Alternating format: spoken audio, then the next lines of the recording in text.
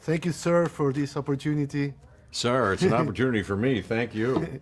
So, of course, in this movie, we have back like a lot. I mean, we have a few very interesting like characters coming back. But let's talk first about you. Let's talk about like let's talk about Ian Malcolm, and then the fact that he's having way more time to show himself than in the previous movie. That was like only like 5 minutes talking. So how appealing was for you to be able to just like do your thing again? Like, I loved it. They wrote a nice little part for me and for Sam Neill and for Laura Dern. It was, Colin spent a lot of time, I think, thinking about it. And he thought, well, if we're going to make a story, they have to have something interesting to do and then a logical reason to be involved in the rest of the characters' lives. So I was very happy about it. Colin Trevorrow is a very brilliant and lovely guy, and he wrote the script with Emily Carmichael, of course, and Steven Spielberg is still the godfather of the whole operation. So there were brilliant people involved in this, and I was thrilled to be able to do this character that Michael Crichton had written about in those books a long time ago, and is rich, I think, is a cool and witty and smart guy, but somebody passionate, and over the years now even more has evolved, I think, even into a more a deeper kind of character, because he went through these life and death experiences, and his own daughter almost died, saved his own life, and you can imagine if that were to happen. So I had a lot to, have fun with in my imagination and about what I've become and what I'm doing, and I love doing it. Yeah. But he's still like keeping himself like in good shape, and he's still like cool, right? I mean, the way he dressed, like a rock and roller, like a rocker, like that was interesting. I mean, how do you feel with all this? Like, because he's wiser and older, but he is still hip, right? He's still like. Yeah, well, I liked that idea. I liked in the first movie the idea of him being an intelligent character and somebody of science, which I have a lot of respect and admiration for, but being not cut off from his social self and romantic self and poetical and cool self and sense of humor. I like that kind of full-dimensional, scientific kind of smart character. And now, and then somebody says about me, oh, you brought a rock star. He's like a rock star or something. The great Richard Attenborough says something like that.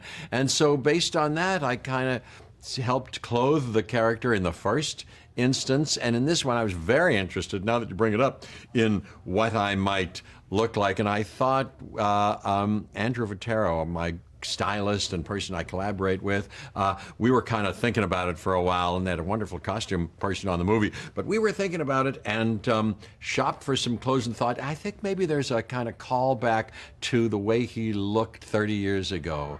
And we had some glasses made by this company, Jacques Marie Mage, that were a little bit like the glasses in the first one with a little bit of a tint, and we had this watch made that was black, not unlike the first one, but a little more specific and matte black. It's got Ian Malcolm's initials on it and the dinosaur logo, which I thought Ian Malcolm might have. This might have been in the world, in the imaginary world too, events that the whole world knew about, and et cetera, et cetera. So I was thrilled about it and worked kind of happily on it. So talking about you mentioned like rock, whatever, but not necessarily rock, but talking about music, I read in the production notes that you, with Sam and with Laura, you spent a lot of time, because this movie was shot during the pandemic, of course, so you were like stuck in the same building, and I read that you guys were like singing a lot. I don't know what kind of songs were you singing, or what were you singing? I'll tell you, well, it was during COVID,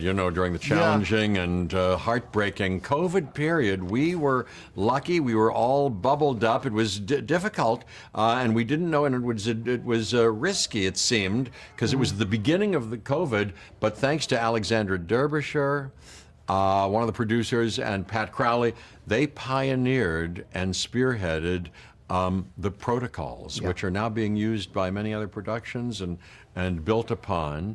But we all had to live together, not go off of the grounds. And it was very bonding and family making. Our families were there. My family was there. And there was a piano there. Sam is a great singer. Laura is wildly talented, sings and dances. And we made some things. You could go on, I think Sam posted on his Instagram a few of those where. So Sam was singing and she was playing the piano. Laura was playing the piano. What were you doing? I was playing piano. I play piano because I play piano. I have a little jazz group called the Mildred Snitzer Orchestra. We put out a couple of records, and but there was a piano there, and I played, and the two of them sang. There's one that came out recently. It's that we did. He posted several, but somebody posted this thing of us singing that Beatles song "Blackbird." Blackbird singing in the dead of night. The three of us, and you know, I still like looking at them. They're kind of they make me happy. So as I say, you're back in full force in this movie, and then you're part of the action, a lot of action sequences, and then you're like surrounded by the dinosaurs and everything. How did it feel to be back doing that after so many years, and how did it feel in terms of technology? Because of course, I mean, since the beginning of the Steven Spielberg movies, I mean, they were using animatronics combined with CGI that was kind of primitive back then. Now it has evolved a lot. How did it feel this time? How different did it feel? How similar? Well, both similar and different. I'll tell you how John Nolan was in charge of the creature shop and the making of all these animatronic dinosaurs, which, because of Colin Trevorrow's vision, were the ones mostly represented in the film. He said, I don't want to have too much you looking at tennis balls and kind of having to imagine and us drawing them in later. We want the real things there, and the way they make them now, they seem lifelike, you know, to the naked eye. It seems like you're sharing the space with real dinosaurs. But of course, they were good back then. They were landmark creations back then. Dennis Muren did the CGI, and Stan Winston won Oscars for his creations back then. It was half and half. Some of it was looking at tennis balls, and Steven Spielberg going "Rrr," and doing that. But it changed movies. Some people think that that was the beginning of something that was like sound when it was introduced. It changed a lot of what you could do on movies, but it is more evolved now. They're bigger and more amazing than ever. And working with them this time was, in a way, sometimes easier to get the feeling that you were really there in the real situation. So for me, one of the most interesting themes, notions in the movie is the coexistence, right? But in the movie's coexistence with dinosaurs. Now we see in the world that coexistence, I mean, we as humans, it's difficult for us to coexist with each other. I mean, what can you say about that? About like, because coexisting is just like, as humans, if we cannot coexist, I mean, what's going to happen with like animals or other creatures that might appear at one point? Yes, yes. No, it's a big part of our story. It seems to me that we have to keep learning how to better and better coexist peacefully with each other, of course, and with all the amazing, forget fantasy, resurrected dinosaurs, with all the amazing array of creatures that are here.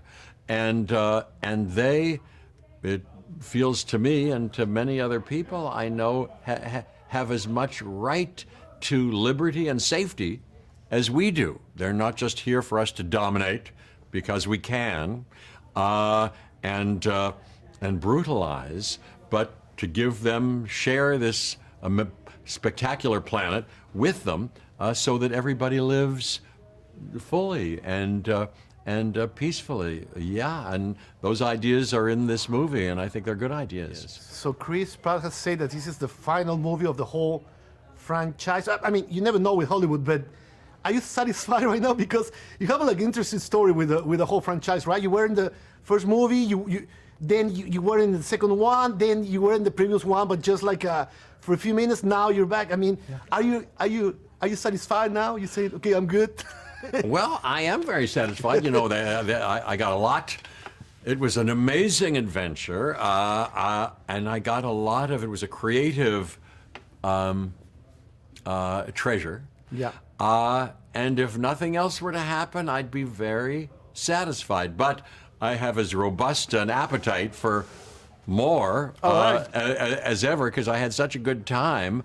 And And who knows? You're right. This is the conclusion of these 6 movies. But you know, I imagine there could be other chapters. And if there's anything that my character can contribute, you know, who knows? I would be happy to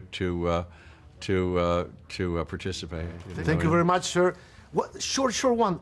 What about your TV series? Are we going to have a second season? The World According to Jeff Goldblum. We had 2 seasons already, and there are 22 episodes. Third season, sorry. That's okay. That second, you can stream on Disney Plus. So I invite you to see any of those. I like them.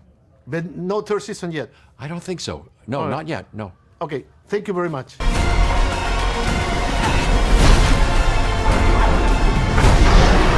What is that? Biggest carnivore the world has ever seen. Run! See? Not so bad.